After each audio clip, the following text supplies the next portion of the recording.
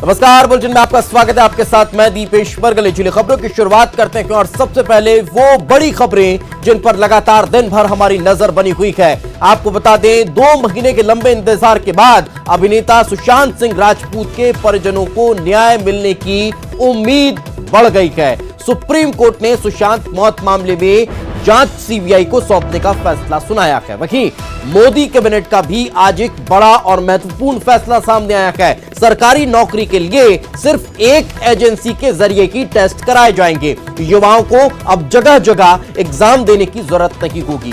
बात कोरोना संकट की। कोरोना संकट के बीच इंदौर के लिए एक अच्छी खबर निकलकर सामने आई है। टॉप 50 कोरोना संक्रमित शहरों की लिस्ट से इंदौर बाहर हो चुका है। मध्य प्रदेश में अब तक कोरोना के 47,000 के पार पॉजिटिव मरीज हो चुके हैं। साथ ही एक और अच्छी खबर है जो अभिनेता सोनू सूद से जुड़ा हुआ मामला है। अब बीजापुर की बेटी की मदद के लिए अभिनेता सोनू सूद आगे आए हैं और उन्होंने कहा कि किताबें भी नहीं होंगी और घर भी नया होगा।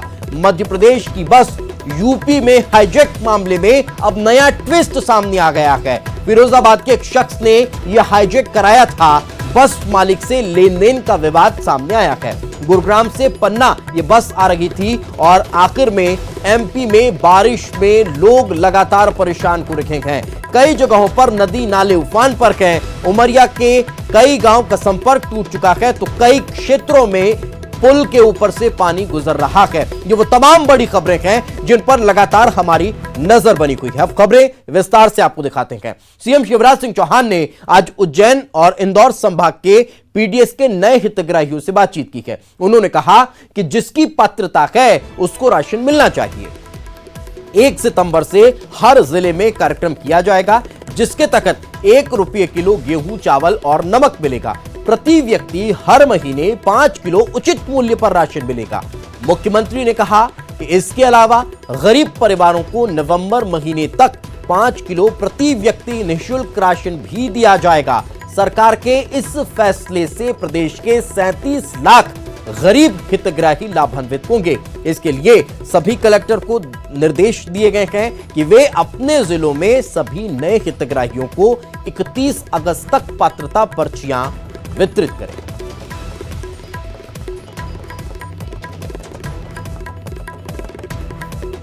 तो नए हितग्राहियों को सीएम शिवराज सिंह चौहान ने संवाद कर यह जानकारी दी कि आखिर उन्हें किस तरह से कितना राशन कितनी तारीख से मिलना शुरू हो जाएगा। नए हितग्राहियों को किसी तरह की परेशानी न हो और जिन हितग्राहियों को पात्रता पर्ची अभी तक नहीं मिल पाई है उसको लेकर भी दिशा निर्देश मुख्यमंत्री शिवराज सिंह चौहान ने अधिकारियों को जारी किए हैं।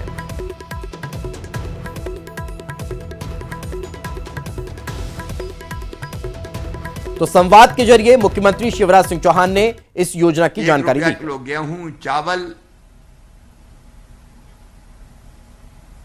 1 रुपया किलो नमक, 1.5 लीटर केरोसिन,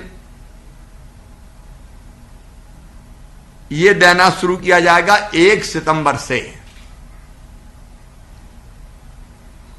1 सितंबर के दिन हर जिले में कार्यक्रम करेंगे। कहीं मैं जाऊंगा, कहीं मेरे मंत्री जाएंगे, कहीं सांसद जाएंगे, कुछ जगह हम केंद्रीय मंत्री भी लाएंगे और एक साथ 52 जिलों में राशन वितरण का काम प्रारंभ किया जाएगा। संबल योजना गरीबों की ताकत है, बल है। उसमें कई सुविधाएं आपको, बच्चों की पढ़ाई लिखाई, बेटा बेटी के जन्म के पहले 4,000, जन्म के बाद 12,000 रुपया, सस्ती बिजली,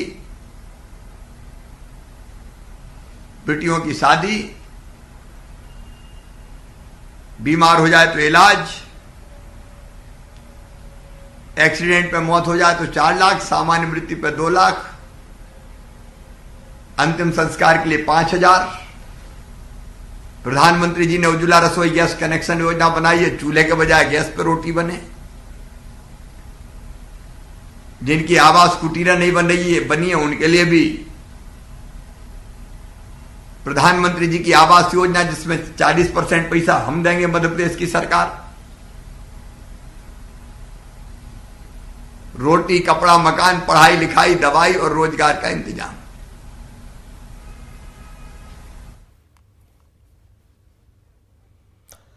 आगे बढ़ते हैं। मध्य प्रदेश में जल्द बसों की सुविधा शुरू होने वाली है। परिवहन मंत्री ने सीएम से बातचीत के बाद संकेत दिए हैं। नई गाइडलाइंस के तहत जल्द बसों का परिचालन शुरू कर दिया जाएगा। बस संचालकों का 5 महीने का टैक्स सरकार माफ कर सकती है।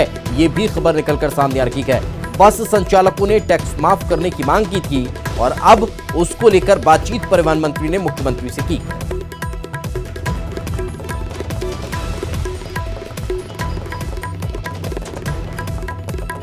प्राइवेट बस ऑपरेटरों की बसें अभी बंद हैं।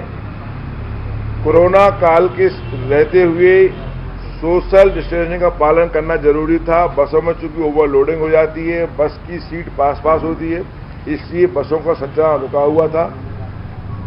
कुछ बस ट्रांसपोर्टरों की मांग भी है कि जिस समय हमारी बस नहीं चली है उस समय बसों का टैक्स हमसे ना वसूला जाए।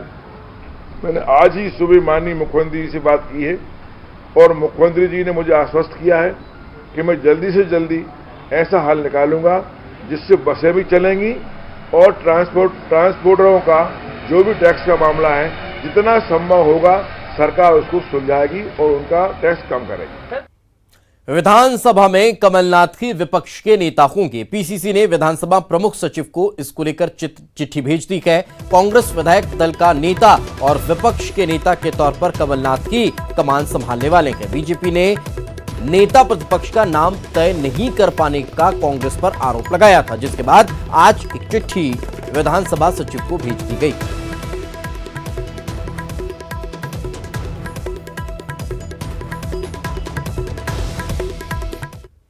प्रोटेम स्पीकर रामेश्वर शर्मा ने कमलनाथ को बधाई दी है। नेता प्रतिपक्ष का दायित्व सौंपे जाने पर उन्होंने बधाई दी है। ये बड़ी खबर हम आपको बता रहे हैं। प्रोटेम स्पीकर रामेश्वर शर्मा ने नेता प्रतिपक्ष तय किए जाने पर बधाई कमलनाथ को दी।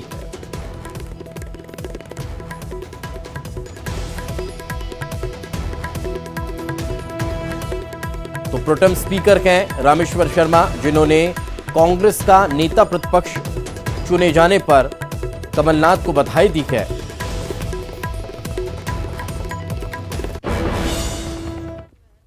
आगे बढ़ते हैं। कांग्रेस अब बूथ संपर्क अभियान शुरू करने जा रही है। मेरा वार्ड मेरा परिवार वार्ड समस्या समाधान कांग्रेस के 44 ट्रेनर उपचुनाव वाली सीटों पर पार्टी कार्यकर्ताओं को ट्रेनिंग देंगे। विधानसभा स्तर पर कांग्रेस के दफ्तर खोल वार्ड समस्या का समाधान होगा। राजीव गांधी की जयंती पर कमलनाथ ट्रेनर को संबोधित करेंगे। राजीव गांधी के विचारों वाली किताब का भी विमोचन किया जाएगा। पीसीसी में कल कमलनाथ किताब का विमोचन करने वाले हैं।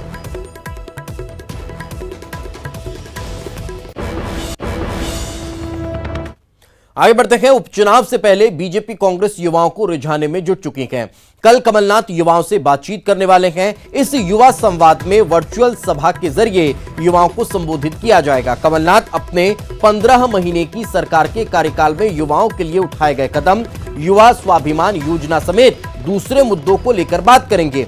इसे लेकर बीजेपी ने कहा है कि प्रदेश के युवा कांग्रेस के झांसे में नहीं आने वाले हैं। इसके पहले कल शिवराज सिंह चौहान ने ऐलान किया था कि मध्य प्रदेश में सिर्फ मध्य प्रदेश के ही युवाओं को सरकारी नौकरी मिलेगी और अब कमलनाथ युवाओं से संवाद करेंगे। 20 जनवरी को 4 बजे युवाओं से संवाद करेंगे। ये उनकी वर्चुअल सभा होगी। आज देखा जाए तो केंद्र की मोदी सरकार ने युवाओं के साथ छलावा किया है। 2 करोड़ रोजगार प्रतिवर्ष देने का दावा किया था। पिछले 6 वर्ष में हमने स्थिति देखी है। वहीं 15 वर्ष प्रदेश में शिवराज सरकार रही, जिसने 10 लाख रोजगार युवाओं को प्रतिवर्ष देने का वादा किया था। 15 वर्ष की सरकार में वो एक भी युवा को रोजगार नहीं दे सकी। मध्य प्रदेश के युवाओं ने केवल 2018 में नहीं बल्कि 40 साल से ज्यादा मध्य प्रदेश में और 70 साल से ज्यादा देश में कांग्रेस को देखा है, भली भांति जानते हैं। संवाद करें, बात करें, पश्चाताप करें, लेकिन अल्टीमेटली करेंगे वही, क्योंकि ये अभ्यस्त हो चुके हैं धोखा के, ठगी के, छलवल के। इसलिए मध्य प्रदेश का युवा भोला भाला जरूर है पर पप्पू नहीं है। खबर भोपाल से। बीजेपी के असंतुष्ट नेताओं की बैठक का दानापानी रेस्टोरेंट में हुई। बैठक में वर्चुअल तरीके से नेता जुड़े हैं। रघुनंदन शर्मा की अगुवाई में नेता एकजुट हुए और पूर्व मंत्री दीपक जोशी के अलावा पूर्व विधायक शैलेंद्र प्रधान समेत कई पूर्व जिलाध्यक्ष और नेता बैठक में शामिल हुए। बीजेपी संगठन में उपेक्षा से नाराज ये नेता बताए जा रहे हैं जो एकजुट होकर चर्चा करते नजर आए।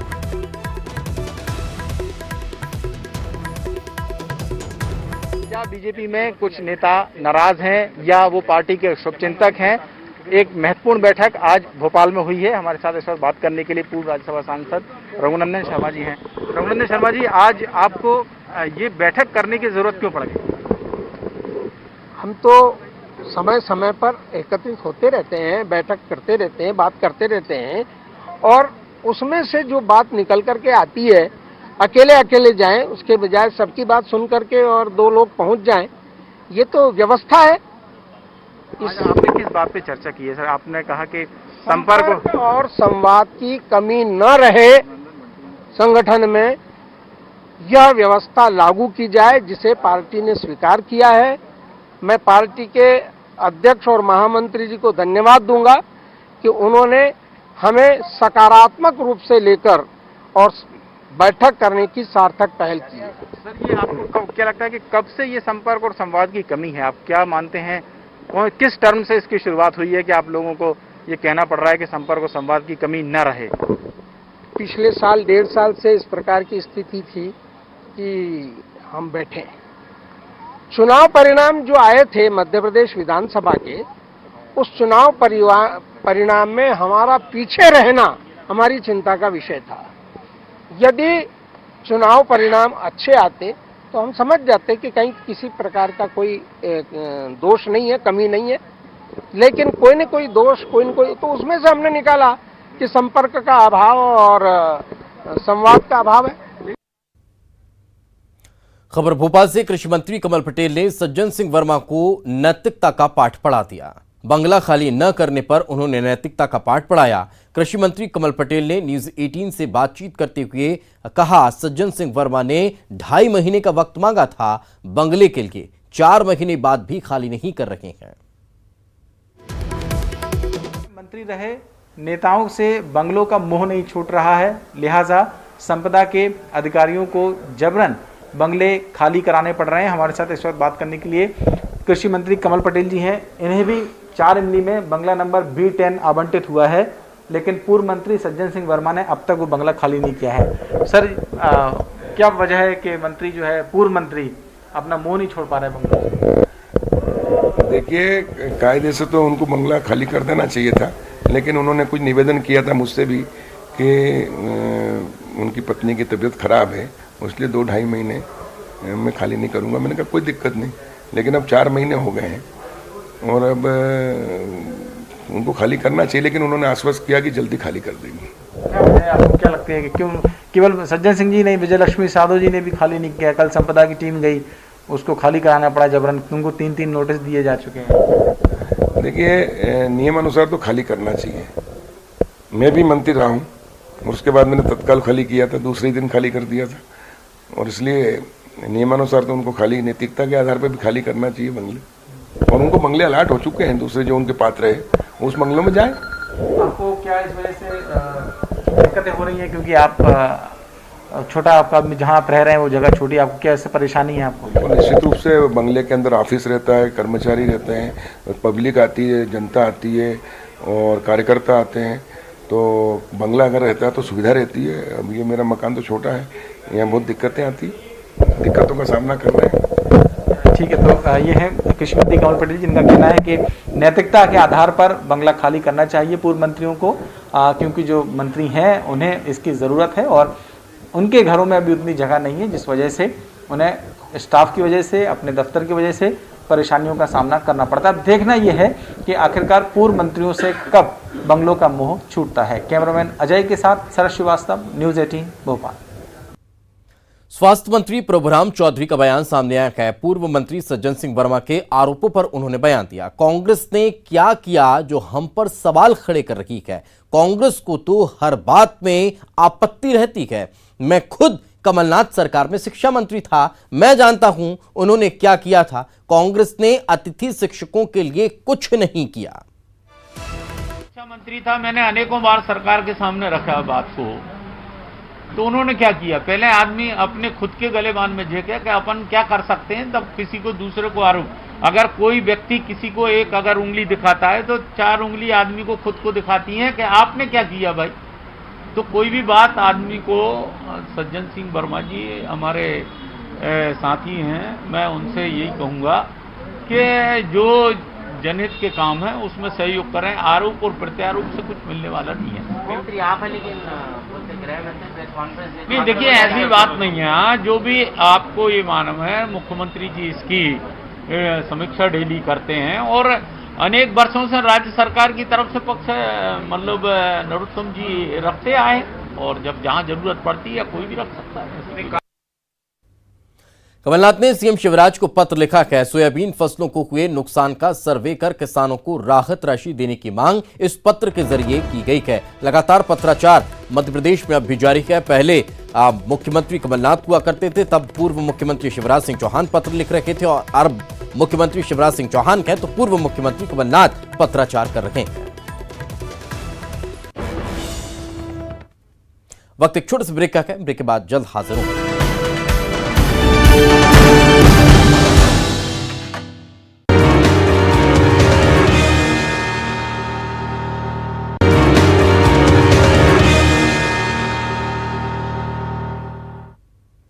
ब्रेक के बाद आपका स्वागत और बड़ी खबर का जिक्र कर लेते हैं। उज्जैन एसपी को कोरोना हुआ है, ये बड़ी खबर निकलकर सामने आ रही है। बड़ा अपडेट इस वक्त हम आपको बता रहे हैं। आपको बता दें उज्जैन से इस वक्त ये बड़ी खबर निकलकर सामने आ रही है। उज्जैन से बड़ी खबर, उज्जैन एसपी को कोरोना हुआ है। SP Manoj Singh corona positive पाए गए हैं। सीएमएचओ ने इस बात की पुष्टि की है। तो ये बड़ा अपडेट निकलकर सामने आ रहा है, बड़ी खबर इस वक्त मिल रही है।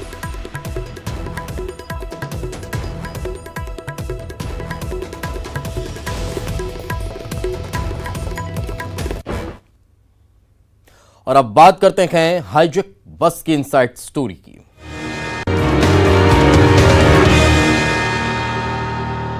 आज दिन में उस वक्त सनसनी फैल गई जब यह बात सामने आई कि गुरुग्राम से पन्ना जा रही बस को आगरा में हाईजैक कर लिया गया है। खबर आते ही प्रशासनिक हलके में हड़कंप मच गया। बस ड्राइवर के मुताबिक कुछ लोगों ने पीछा कर बस को पहले रुकवाया।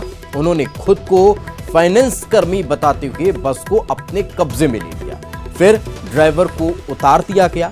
ड्राइवर ने मलपुरा थाने आकर पुलिस को इसकी सूचना दी। बाद में ये बस इटावा में मिली। अच्छी बात ये रही कि सभी यात्री सुरक्षित हैं, लेकिन अब इस कहानी में ट्विस्ट नजर आ रहा है। बताया ये जा रहा है कि लेन देन के विवाद में इस वारदात को अंजाम दिया गया है। जांच में यह बात सामने आई है कि फाइनेंस कर्मियों ने बस को हाईजैक नहीं किया था। दरअसल फिरोजाबाद के प्रदीप गुप्ता नाम के शख्स ने बस को अगवा कराया था। प्रदीप का बस मालिक से लेन देन का विवाद था और यही वजह है कि बस को हाईजैक किया गया।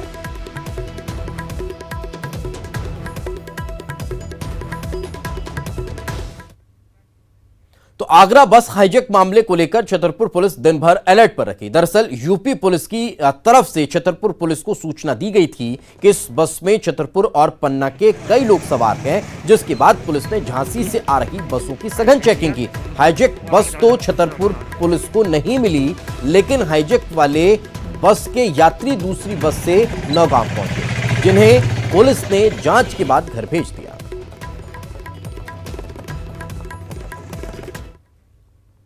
खबर रायसेन से तहसीलदार और ग्रामीणों की झड़प का मामला सामने आया है। तहसीलदार ने ग्रामीणों से गाली गलौज की है। जल जमाव की समस्या का समाधान करने तहसीलदार पहुंचे थे। उचिया गांव का यह मामला बताया जा रहा है।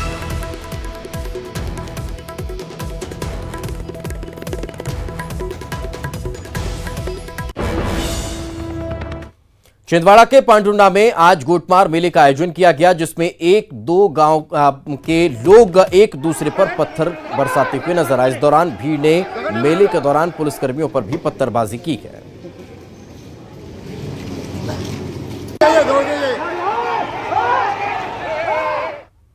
20 अगस्त को स्वच्छता सर्वेक्षण 2020 के नतीजे घोषित होंगे। सूत्रों के हवाले से खबर निकलकर सामने आई है कि इस सर्वेक्षण में एक बार फिर इंदौर नंबर 1 बनने जा रहा है। वहीं दूसरे नंबर पर सूरत और तीसरे नंबर पर नवी मुंबई रखेगा। प्रधानमंत्री नरेंद्र मोदी दिल्ली में इसकी घोषणा करेंगे। वहीं पहली बार महू को कैंटोनमेंट एरिया में पुरस्कार मिलेगा, लेकिन इसको लेकर श्रेय लेने की राजनीति शुरू हो गई है।